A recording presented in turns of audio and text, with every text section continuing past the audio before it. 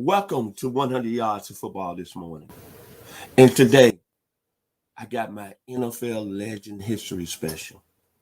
Let me put my head down. And the guy I'm going to talk about, in my opinion, when you look at versatility, it's probably the greatest offensive lineman that played in the National Football League.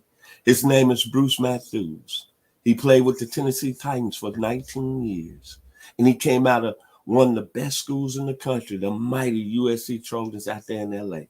So if you like the video today, please come in and share because it's an honor. It's a pleasure to talk about Bruce Matthews. And he ended up playing for the Tennessee Titans, my state team. As everyone knows, I'm from Memphis, Tennessee, the 901. Trying to get this head right. But let me talk about Bruce Matthews. Man, when you look overall his career, it's been one of the most greatest careers of any football player that played in the National Football League. He was a first-round choice, ninth selection overall in the 1983 NFL draft, which some people consider maybe the greatest draft ever. I usually have this conversation with a guy that's on our platform here, 100 Yards Football, that played 12 years in the league. He was a first-round draft pick in the 81 draft, Mr. Bobby Butler. And we go back and forth, who had the best draft. Well, you know, Bruce Matthews came out of that 83 draft that was very special.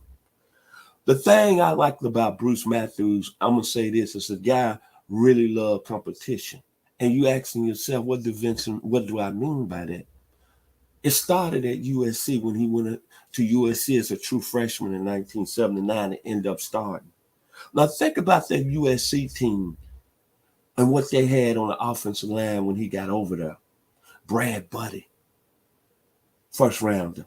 Anthony Munoz, first rounder. Don Mosbar, first rounder. Roy Foster Jr., first rounder. Pat Howell, first rounder. Tony Baselli came later. Ron Yeri before. Ron Mix before.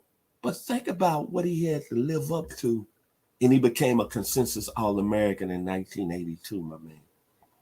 But what I like about Bruce Matthews, I'm going to start with his skill level. He was a rare diamond, A+. The level of toughness, A+. The knowledge, he played every line position, A+. The technique, A+. The durability, A+. And raw ability, A+. And one thing that you have to have when you're playing in the National Football League, but anything you do in life, any skill level, it's love and passion. Bruce Matthews was that. He was committed. He prepared, studied the game, loved the game. And he realized when we walked through life, it was a privilege to play in the National Football League. Hats off to him. The hats he wore, a leader, a teacher, and a Pro Bowler. And boy, all the people in the National Football League respected him. He played 20 years. He played 296 games with 293 career starts. He started 99 games at left guard, 67 games at right guard, 87 games at center, 17 games at left tackle. But this is what's so impressive, that's special about his career. From 1988 to 2001, he made 14 straight Pro Bowls. 9-time All-Pro. All NFL decade team of the 90s. And then think about this. He was an offensive lineman to two great quarterbacks that played this game at a high level. The young man out of LA by the way of the University of Washington, Warren Moon. The 91 season, Warren Moon had 4,600 yards throwing the football. And the weapons he had, Lorenzo White, Alan Pickett, Gary Brown, Haywood Jeffries, Curtis Duncan, Drew Hill of Georgia Tech. Bruce Matthews blocked for those guys. And then in 1999, the Super Bowl team. Steve McNair out of Alcorn State. Mr. Matthews blocked for the great Eddie George.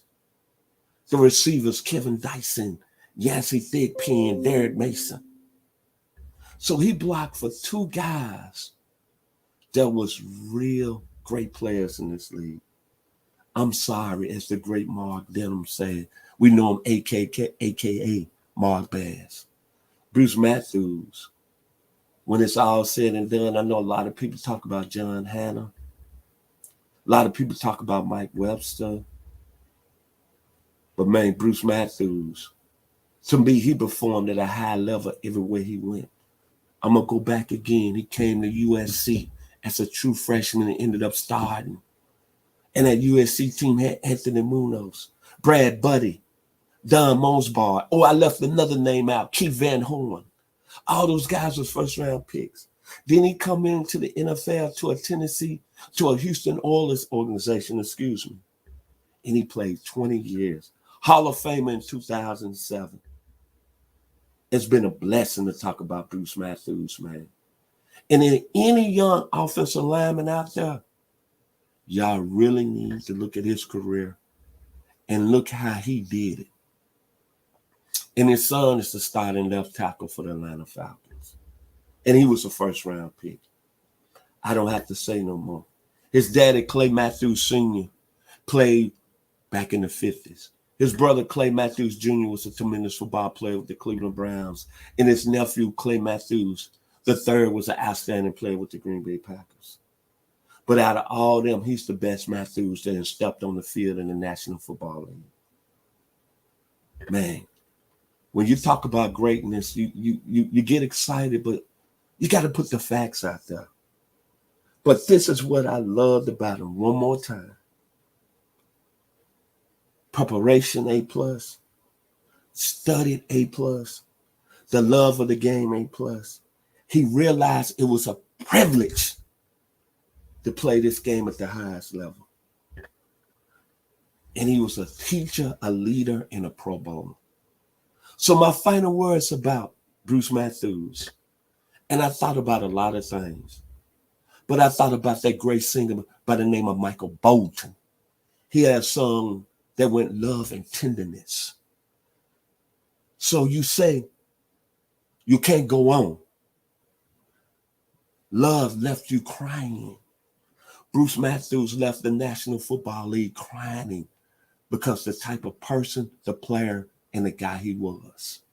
So if you like the video today, please come in and share it here on 100 Yards of Football.